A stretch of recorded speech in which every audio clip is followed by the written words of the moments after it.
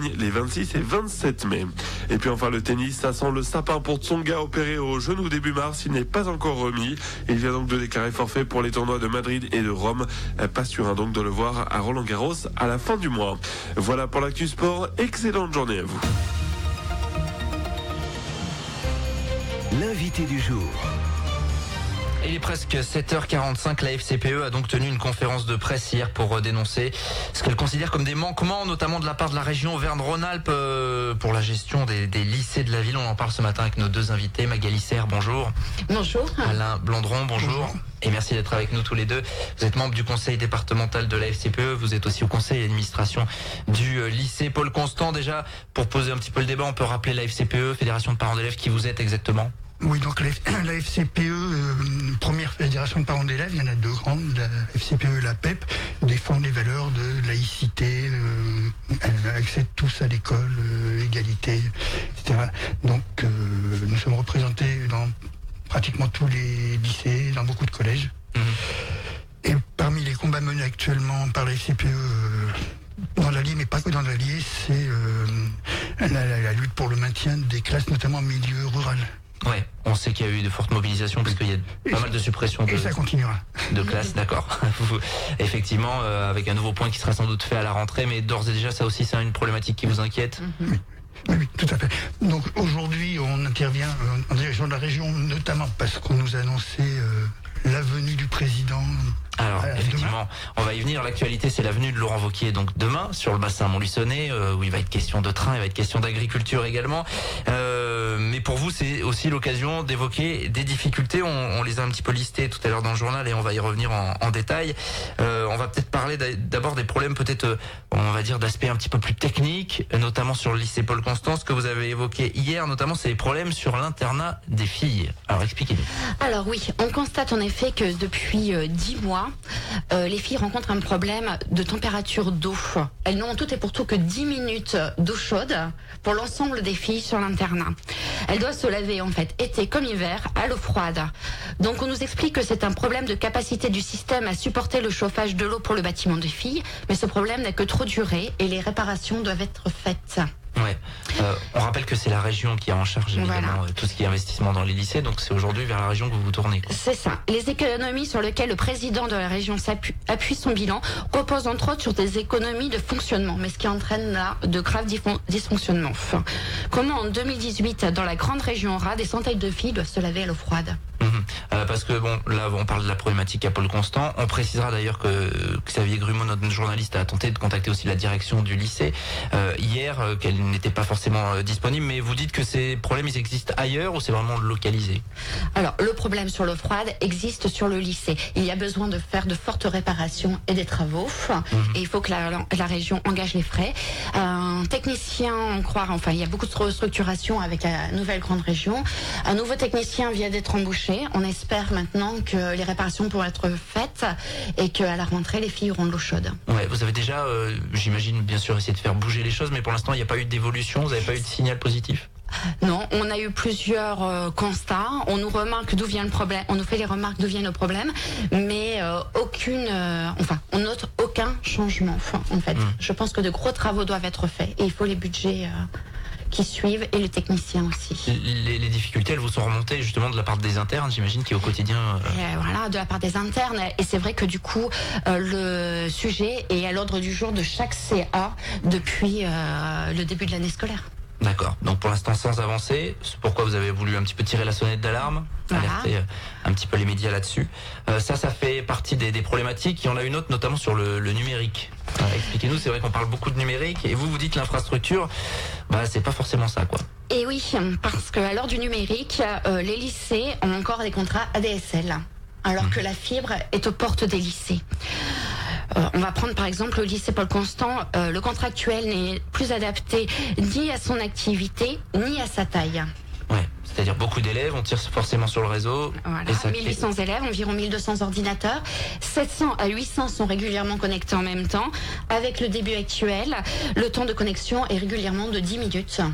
Ah oui, quand même. Donc, sachant que toute la communication au lycée se fait via Internet, via Pronote, et que les professeurs en ont besoin, bien sûr, dans leur enseignement. Donc, quand ils doivent travailler, par exemple, concrètement avec une classe entière, eh ben, il faut qu'ils anticipent et qu'ils aillent allumer les ordinateurs 10 minutes avant, donc pendant la récréation si c'est possible, ou même qu'ils proposent à leurs élèves de travailler avec des partages de connexion.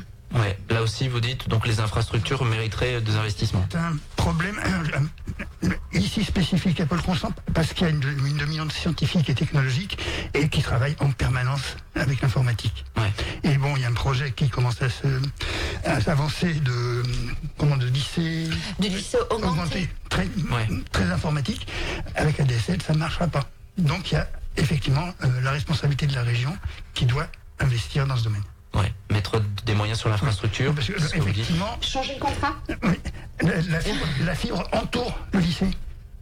Mais elle vient pas juste. Elle vient pas dans le lycée. En fait, le lycée n'a qu'un contrat ADSL. Il faut changer le contrat et payer un contrat fibre. Vous vous dites que la fibre, elle peut être dans le lycée. Après, il n'en tient qu'à l'établissement. C'est juste une question financière.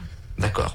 Alors justement par rapport à cet aspect financier, vous vous dites aujourd'hui il y a des fonds de la région qui sont débloqués notamment, et on en a beaucoup parlé parce qu'il y a eu pas mal de communication faite dessus sur la sécurisation des établissements en Auvergne-Rhône-Alpes. Vous vous dites voilà, il y a certaines de ces enveloppes aujourd'hui qui devraient aller ailleurs sur des choses peut-être un petit peu plus terre à terre, on va dire. Le budget sur la sécurisation est conséquent. On veut sécuriser 13 hectares. On veut mettre des grillages de 2,40 m de haut, des portiques. Mais quel est le sens à sécuriser 13 hectares? Ce dont les élèves ont besoin actuellement, c'est la sécurité de leurs études, c'est leurs conditions de travail en priorité. On pourrait dire, il y avait quand même eu une intrusion, me semble-t-il, au lycée Pôle Constant il y a quelques temps, mais aujourd'hui, ça c'est un épiphénomène. Oui, tout à fait. C'était c'était deux individus qui avaient circulé. Les internes avaient été confinés. Enfin, mais après, les choses ont été un petit peu amplifiées via les réseaux sociaux. Mais pour quiconque connaît le lycée Pôle Constant se rend compte que empêcher des intrusions, c'est quasi impossible. Après, ce que nous on pense, c'est que la sécurité, c'est plus les présences humaines. C'est pas la responsabilité de la région, mais il n'y a plus assez de surveillants. Voilà, votre message, donc c'est fléchage des crédits en direction vraiment de ce qui est nécessaire. Vous avez d'autres inquiétudes, notamment alors la gratuité des manuels scolaires pour l'année prochaine, c'est maintenu, on en avait parlé sur cette antenne, mais vous avez des doutes sur le long terme, sur le moyen terme? Et oui, on n'a aucune garantie sur la pérennisation de cette mesure. On nous propose les avantages de la carte Pass Région pour les années futures, mais la carte Pass Région offre des avantages entre 50 et 100 euros en fonction de la filière et de la classe, alors que le coût moyen d'un manuel est de 30 euros. Donc vous dites ça suffira pas? Ça suffira pas. On a une solution qui fonctionne actuellement. On a la possibilité de prêter gratuitement à chaque élève des livres. On veut que cette situation continue. Ouais, parce qu'on rappelle qu'il y a une disparité en fonction avec l'ancienne région. En fait, c'est ça. C'est un peu compliqué avec le regroupement des régions. C'est ça. Pour l'instant, la mesure de gratuité ne concerne que les élèves de l'académie de Clermont-Ferrand. Ouais. Les autres élèves de la région Aura, en fait, fonctionnent avec la carte Pass Région. Nous ne souhaitons pas perdre les avantages que nous avons obtenus avec la région Auvergne parce que nous sommes en région Aura. D'accord, donc ça c'est un dossier que vous allez suivre. Il y a un autre dossier que vous allez suivre, c'est l'ouverture éventuellement d'un BTS éolien, nouvelle formation.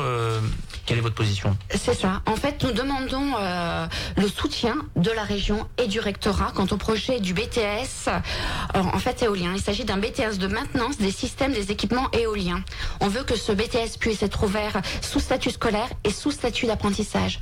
On a la chance d'avoir à Montluçon des établissements, enfin sur le bassin montluçonnais, des établissements qui acceptent tout type de public, qui ont des formations donc du CAP aux classes prépa, avec un accompagnement des élèves vers